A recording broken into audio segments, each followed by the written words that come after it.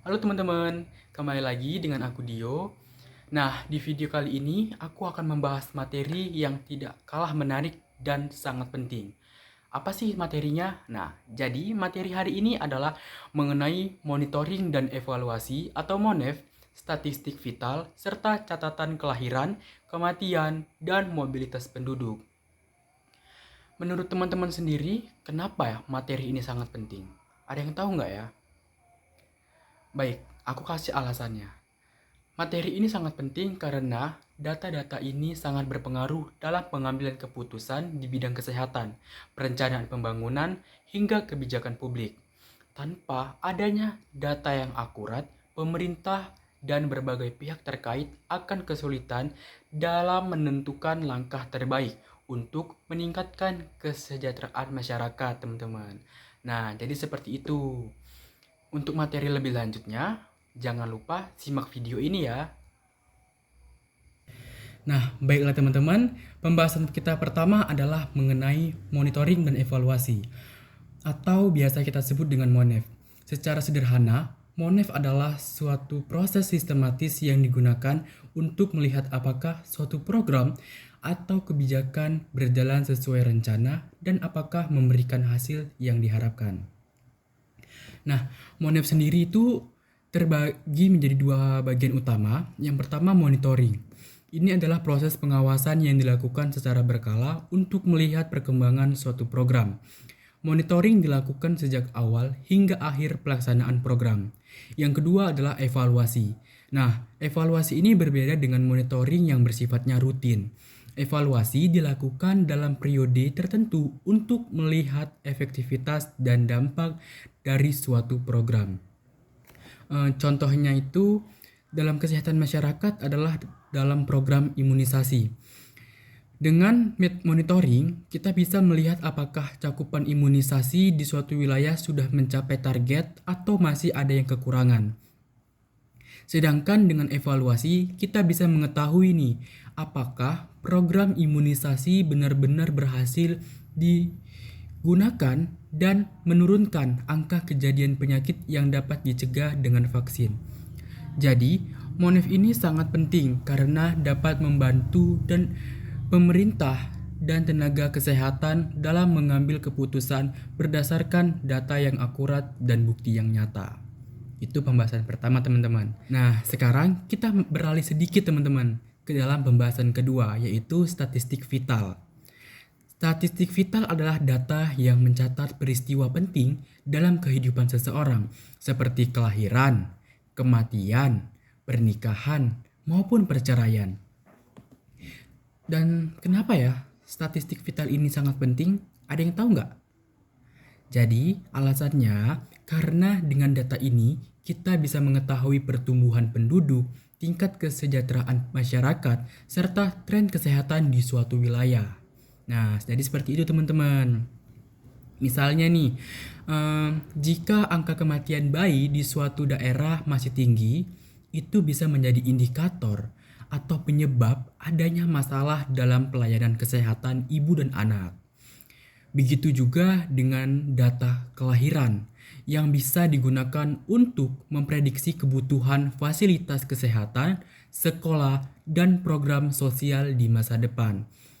Jadi teman-teman, statistik vital ini bukan hanya angka yang biasa, tapi memiliki peran besar dalam perencanaan kebijakan dan pembangunan di suatu negara. Itu pembahasan mengenai statistik vital. Nah, teman-teman, pembahasan selanjutnya mengenai catatan kelahiran. Sebenarnya materi ini sudah saya singgung atau sudah pernah saya buat di video pembelajaran pada minggu lalu atau di video sebelumnya. Namun, tidak apa, kita bahas kembali. Catatan kelahiran adalah data yang mencatat jumlah bayi yang lahir dalam periode tertentu di suatu wilayah. Dari data ini, kita dapat menghitung angka kelahiran kasar atau crude birth rate atau CBR. Terus bagaimana cara kita menghitungnya? Nah, cara menghitungnya seperti ini. CBR sama dengan jumlah kelahiran dalam 1 tahun dibagi jumlah penduduk pertengahan tahun dikali 1000. Misalnya, jika dalam 1 tahun terdapat 500 bayi yang lahir di suatu daerah dengan jumlah penduduk 10.000, maka angka kelahiran kasarnya adalah 50 per 1.000 penduduk. Jadi, data kelahiran ini sangat penting karena bisa digunakan untuk melihat tren pertumbuhan penduduk dan merencanakan layanan kesehatan ibu dan anak yang lebih baik. Nah, teman-teman, setelah kita membahas catatan kelahiran, selanjutnya adalah catatan kematian. Catatan kematian mencatat jumlah orang yang meninggal dalam suatu periode tertentu.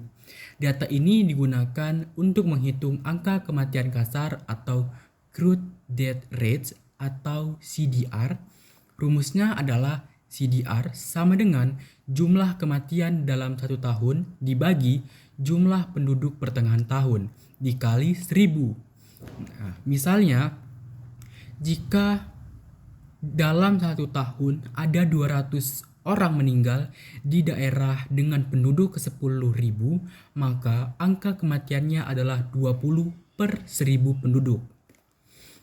Selain angka kematian kasar, ada juga indikator lain seperti angka kematian bayi atau UMR, angka kematian ibu atau MMR, dan angka kematian spesifik usia.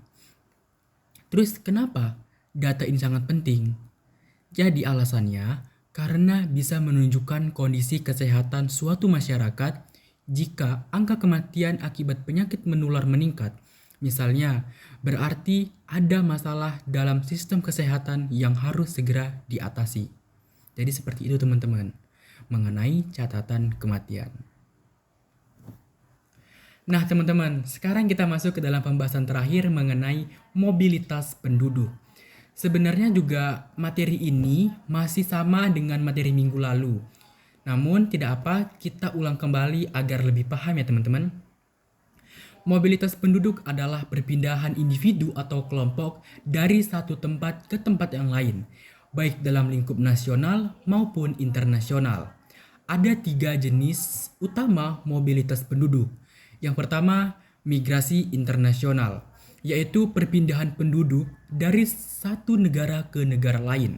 Misalnya pekerja migran yang mencari pekerjaan di luar negeri. Yang kedua itu ada migrasi nasional, yaitu perpindahan antar provinsi atau antar kota di dalam satu negara. Contohnya, seseorang yang pindah dari desa ke kota untuk bekerja.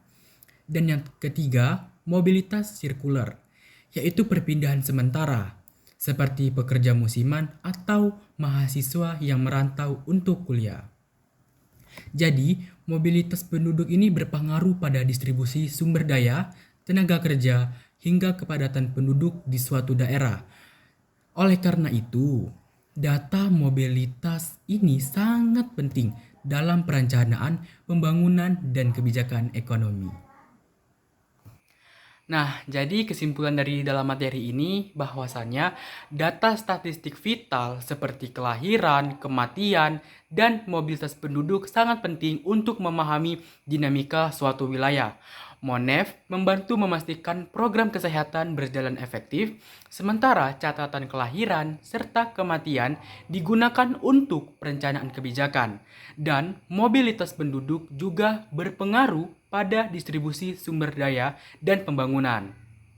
Semua data ini menjadi dasar dalam pengambilan keputusan yang tepat di bidang kesehatan masyarakat. Sekian materi yang saya sampaikan, semoga video ini bermanfaat untuk kita semua.